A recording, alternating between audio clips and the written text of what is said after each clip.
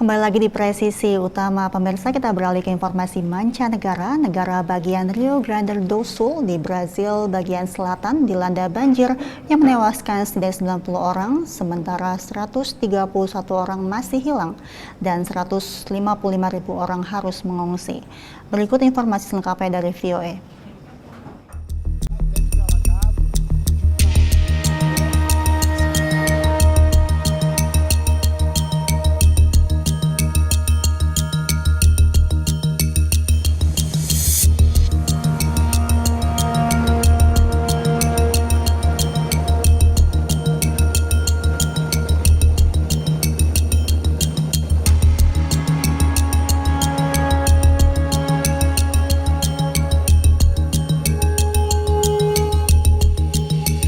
Anos de idade, é a primeira vez que eu vejo isso.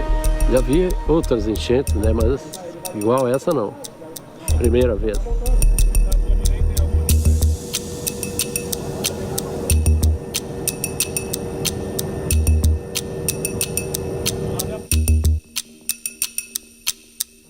E na reconstrução das casas, já preciso levar em conta com os prefeitos que a gente não pode permitir que as pessoas reconstruam as casas no mesmo local que tinha a casa que caiu.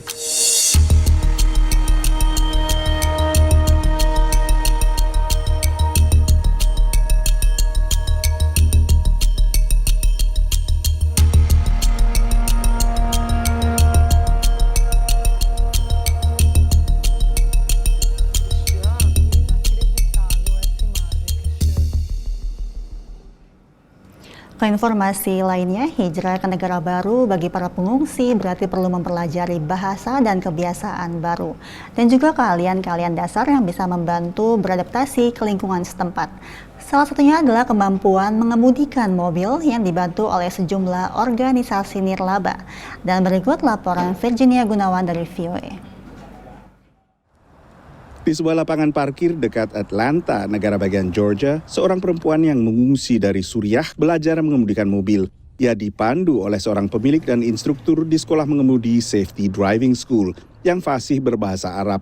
The beginning, it's kind of awkward for some people for first time being behind the wheels, but the end of the program, they gained the benefit that they've been looking for. Selama hampir 5 tahun, Safety Driving School menjalin kerjasama dengan program bernama Women Behind the Wheel yang menawarkan pelatihan menyetir gratis bagi pengungsi atau imigran perempuan. It starts with the very little thing as a driving to build future and build healthy family. Program ini didanai oleh ITAR, sebuah kelompok nirlaba bermarkas di Atlanta yang membantu keluarga pengungsi yang melakukan relokasi ke Amerika Serikat. I was really shocked to learn that a lot of these women were struggling because they were fully dependent on their spouses. So to go grocery shopping, to take their kids to the doctor's office, if they had a parent-teacher conference at school, anything that we kind of just hop into our car and drive to, they had to wait for their husband to come home from work, or their husband had to take a day off. Dalam menjalankan program ini, ITAR kadang harus berhadapan dengan benturan budaya. Some of them came with the stigma of, you know, my wife shouldn't drive, my wife shouldn't work, I should be the one providing. But we quickly explained, well, you can't really provide if you're making minimum wage and you have 6 mouths to feed in addition to helping with your wife. So she also needs to kind of learn how to drive and find a job and get out there. And once they came to that realization, they were incredibly thrilled with this initiative.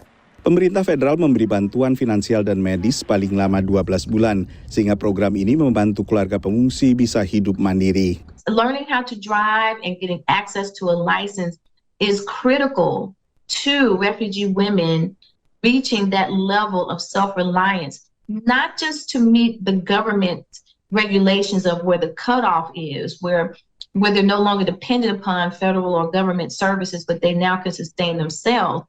But it is also such an emotional boost. It is such a psychological boost to say, I accomplished something. I did this. 200 lebih orang telah dilatih mengemudikan mobil dengan program ini. Pelajaran menyetir di Atlanta hanyalah salah satu program yang bertujuan untuk memberdayakan keluarga pengungsi, terutama perempuan, lewat pelajaran menyetir. Ada juga Refugee Women Rising di Omaha, negara bagian Nebraska, lalu juga Driving Opportunity di Denver, negara bagian Colorado. Dari Washington DC, saya Nova Purwadi dan tim VOA. Pemirsa, kami akan segera kembali usai jeda berikut ini.